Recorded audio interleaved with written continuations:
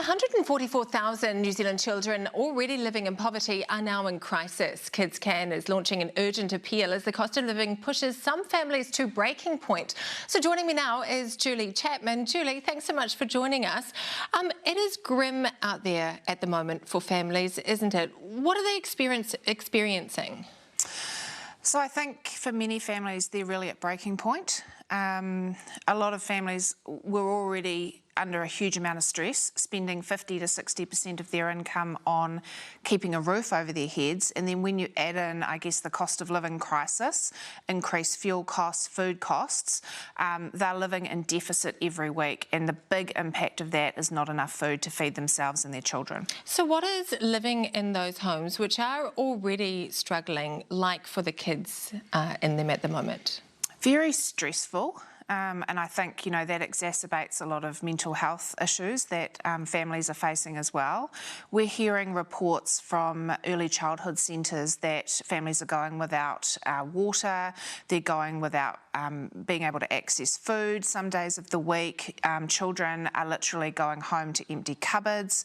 They're even now taking in washing from families who would normally use the laundromat, but that is also out of reach now because the budgets are just so tight. You've been doing this work for 18 years or so now. Is this the worst that you've ever seen it?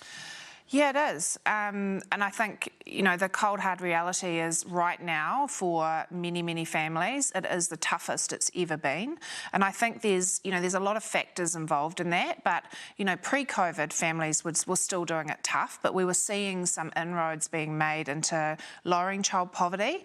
But what we're seeing on the front line right now is just kind of destroyed that. We're just seeing the level of need and the level of deprivation just absolutely go through the roof. And for the first time in 18 years, teachers crying down the phone to us, telling us how bad things are for children and their families.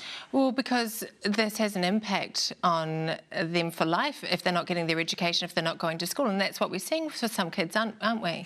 Yeah, so a lot of families, families are proud. They'll keep their kids home if there's no food in the cupboards or they don't have a decent pair of shoes, especially in winter when it's, not great weather. And I think the other important thing is that there's a lot of judgment around families that are living in poverty. People think that they're, down the road at the pub, spending it on cigarettes, gambling, all of those things.